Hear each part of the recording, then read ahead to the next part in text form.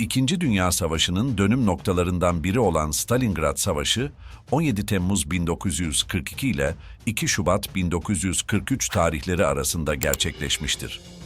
Almanya'nın Barbarossa Harekatı'nın bir parçası olarak Sovyetler Birliği'ni işgal etme amacı taşıyan Nazi Almanyası, Stalingrad'ı kuşatarak Sovyetlerin kalbinde stratejik bir avantaj elde etmeye çalıştı.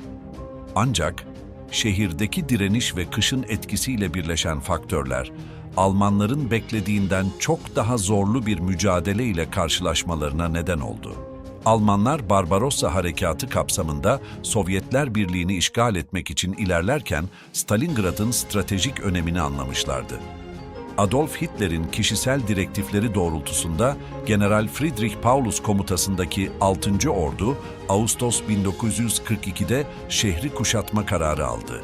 Paulus'un stratejisi, şehri kuşatıp ele geçirerek Sovyetlerin moralini bozmak ve stratejik öneme sahip endüstri bölgesini kontrol altına almaktı. Nazi kuvvetlerinin yaklaşık 1 milyon askeri bulunurken, Sovyetler Birliği'nin 1 milyon 200 bin askeri bulunmaktaydı. Stalingrad Savaşı, kuşatma boyunca şehir içindeki yoğun sokak savaşlarına şahit oldu. Sokak savaşları en çetin ve kanlı kısımlarından biriydi. Sovyet General Vasili Chuikov, şehir içinde savunma hattı oluşturarak Alman birliklerine direnişi koordine etti. Her iki taraf da binalardan binalara geçerek, metro tünellerinde siperler kazarak ve şehirdeki her metre için çatışarak ağır kayıplar yaşadı. Çuykov'un taktik zekası, Almanların ilerleyişini durdurmak ve şehri savunmak adına kritik bir rol oynadı. Stalingrad'da mücadele sürerken, Sovyetler Birliği için kurtuluşun işareti kışla birlikte geldi. Aralık 1942'de başlayan ağır kış koşulları Alman ordusunu zor durumda bıraktı.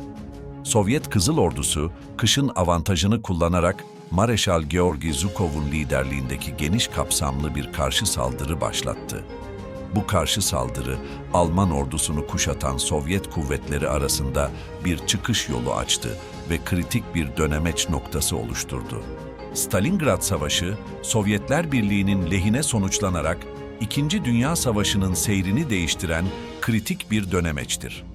Alman ordusunun Stalingrad'da yaşadığı büyük yenilgi, Doğu cephesinde Sovyetlerin üstünlüğünü sağladı ve Nazilerin Sovyetler Birliği'ni tamamen işgal planlarını bozdu. Bu zafer, mihver devletleri üzerinde psikolojik bir etki yaratırken müttefiklerin moralini yükseltti. Stalingrad Savaşı, İkinci Dünya Savaşı'nın dengesini değiştiren ve Nazi Almanyası'nın çöküşüne doğru giden bir yolun başlangıcını işaret eden bir stratejik zafer olarak tarih sahnesinde yerini almıştır.